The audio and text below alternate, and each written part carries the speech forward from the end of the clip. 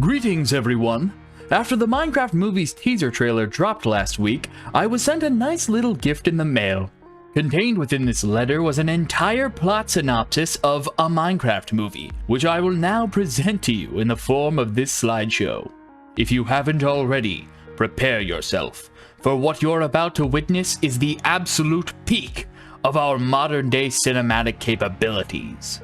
So, without further ado, let's get into the movie. First, before the Minecraft stuff, we've got to go over the real world stuff, because live action was totally what audiences were expecting for a Minecraft movie. First up, this movie's gonna be set in the 80s. Second up, the four main protagonists are gonna be misfits, or outcasts, whatever you want to call them. They're gonna be unhappy with their lives in the real world, that's the important thing. But yes, it's going to take place in the 80s, they're going to be misfits, and we're going to first see our four main protagonists just going about life in the real world. Just for a little bit, just to establish the norm for them, and then they'll get sent to Minecraft land. But moving on to the characters, a little brief description of the characters, okay? We've got Garrett, the garbage man Garrison. Yes, his character flaw is that he's too darn serious all the time. He can't have any fun. Henry is too pusillanimous. Moving on, we got Natalie, who's very, very, very unfunny, which we see later in the trailer when she goes, "This guy is such a tool bag." Never heard the phrase tool bag in my entire life, and now I hope to never hear it again. I don't blame the actress, but this part just made me cringe so bad. Then there's also Dawn, who's, "What the hell?" And then finally we have Steve, who of course is Jack Black. Also in this movie, a secondary character trait of Jason Momoa's character Garrett is that he is going to make art out of garbage, much like that one guy in The Iron Giant, because that film made money and Mojang likes money, so it's a no-brainer. But moving on, we are going to take a look at the description of the trailer, the official description on the YouTube video. In the description they say, "Welcome to the world of Minecraft, where creativity doesn't just help you craft, it's essential to one's survival." Which is an AI written description if I've ever seen one. But basically, four misfits, there's the word misfits, Garrett the Garbage Man Garrison, Henry, Natalie, and Dawn find themselves struggling with ordinary problems when they are suddenly pulled through a mysterious portal into the Overworld, a bizarre cubic wonderland that thrives on imagination. To get back home, they'll have to master this world and protect it from evil things like piglins and zombies too, while embarking on a magical quest with an unexpected expert crafter, Steve Black. Together, their adventure will change all five to be bold and to reconnect with the qualities that make each of them uniquely creative. The very skills they need to thrive back in the real world. Not exactly sure how battling a piglin horde is gonna help them in the real world, but whatever, I'm not the one writing this thing. Now at this point you may be wondering, how are they gonna get to the Minecraft world? Well, that's simple. They're going to use the Nether Reactor Core. They brought it back, baby. Just kidding. They will never bring it back because Mojang is dumb. Instead, they're actually going to use the Tesseract from the Marvel Cinematic Universe. Containing the Space Stone, it's obviously what brought them through space into this brand new dimension. Back here, you can even see the portal, which has a very similar glow to it as the Tesseract, a light blue glow. So this is no nether portal, my friends. It is not a nether portal, and I saw a couple people thinking it was the aether portal, but it is neither of these things. It's a neither portal, if you will. Instead, it's a portal to go to and fro the real world. But enough of the prelude to Minecraft. We're going to move on to the start of the trailer, which is a single pixel, a beautiful little pixel, which is of course a reference to the Firefly, which they've not added and will never add back because Mojang is Moving on, we have a new painting that Mojang is going to add to the game. It's called Heaven's Sphincter, and it sells for around $300,000 on eBay. But once we enter Heaven's Sphincter, we get sent into a beautiful world of Minecraft. Yay! Well, we don't get sent there, they get sent there. And in this world, they look around, the Jason Momoa's character in the middle left, other characters around, and this kid in the middle who kind of looks like Paul Rudd, if you ask me. Am I the only one seeing that? I don't know. I don't know. Tell me in the comments if you think it looks kind of like a young Paul Rudd. Moving on, though. After Paul Rudd, they leave the portal, and they look around, and they see this beautiful sheep right here. Not gonna lie, I actually like this thing. A lot of people say it looks too photorealistic, but I don't know. For what they were going for, I think the art style is actually pretty creative. I like it. Don't kill me in the comments, please. But yeah, they look at it, and of course, the classic line from the trailer, she goes, "What the hell?"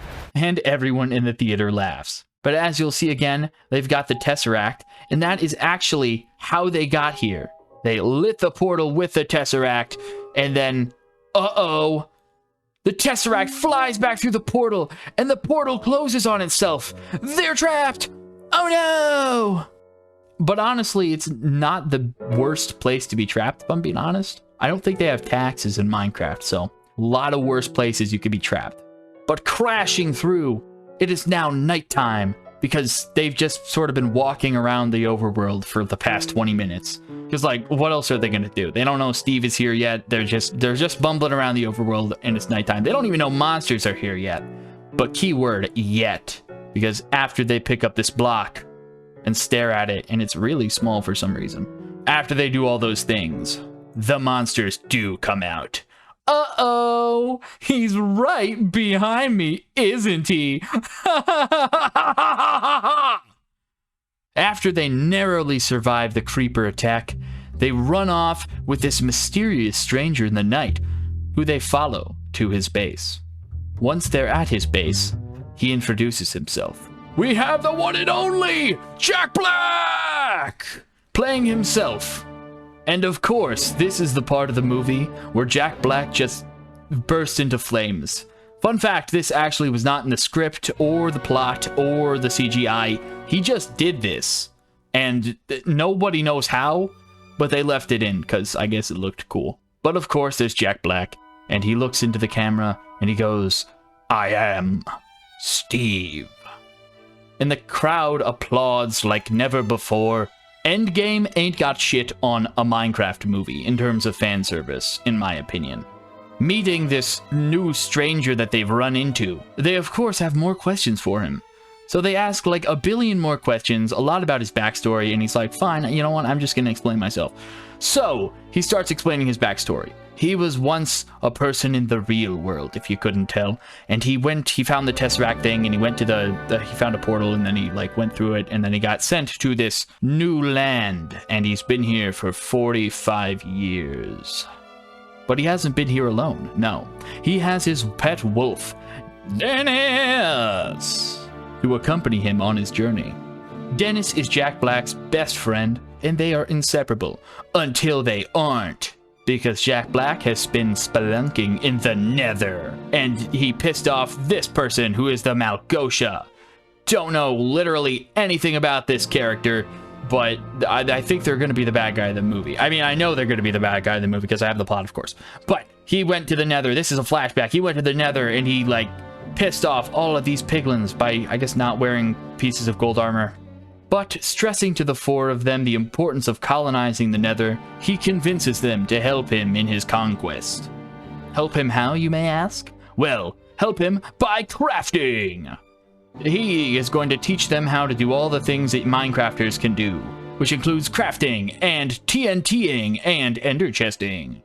Once they're in the craftery, it is merely a matter of placing some shit on the table and cracking it with a hammer. Bang! And you make 2 buckets.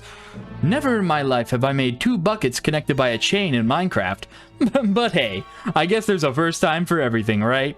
This is, of course, also the part of the movie where they're sponsored by Rayovic. This is a Rayovic battery. It's a real-life product, which I guess means they brought it from the real world. I can't imagine this is going to have any plot relevance, but I just wanted to include it. I wonder if they're sponsored, like if this is actual product placement. Who knows? But moving on, we're going to face off against the Piglins. He's going to take them to his second base, which is on this cool archway. Reminds me kind of Solitude in Skyrim. But he's going to bring them to his second base up here. If you notice up here, this is like a tower here. And then you can see in this other shot, this is the same tower, and they're running through it. And Steve's got a shield, and they're holding something there. but they're running through it, and they're going to face off against the Piglin threat. And oh lord, they coming. This is probably my favorite image of the whole trailer. Look at them with like this and the crossbow and the gas. They're riding the gas. That's so freaking dope. Is that a spruce trapdoor? I don't know, but it looks awesome. Of course, there's the iconic shot of the llama, which they pass, and then he's looking all cute. He's so ugly. I love him. People are like, ugh, look at this thing. It's the most disgusting thing I've ever seen. Personally, that motherfucker is cute. Look at him. Not a thought behind those eyes. I would keep this thing in Minecraft. It's adorable. Go to hell, anyone who thinks otherwise. No, I'm kidding. I don't actually wish pain upon anyone who disagrees with me on most subjects. Like and subscribe, please. But yeah, after they ran past him, the Piglins, they meet the five guys. Not the five guys. They meet the 5 players at, I don't know, maybe the gates of the city or castle, and they demand to speak to the manager. And the people are like, no, you can't come in. You guys are evil. And then they're like, we're not evil. We're the good guys. Steve is the evil one. And they look at Steve. And Steve looks back at them. And he goes, you caught me. Oh no! Oh no! So this revelation then leads into the big climactic final battle of the movie, which involves the 4 players teaming up with the Piglins to help kill Herobrine. And it's an epic, super cool battle that obviously wasn't in the trailer. But when it's done, Herobrine lay still, impaled through the chest on Paul Rudd's trident. And finally, in return for their bravery, the Piglins reward our 4 heroes with the Tesseract, and they all live happily ever after. Yay! Go watch the Lego Movie! I hope you enjoyed this totally accurate plot synopsis of a Minecraft movie, and I hope you'll like and subscribe as well. Also, one final little note. Mojang, you can't come after me because everything in this video was bullshit!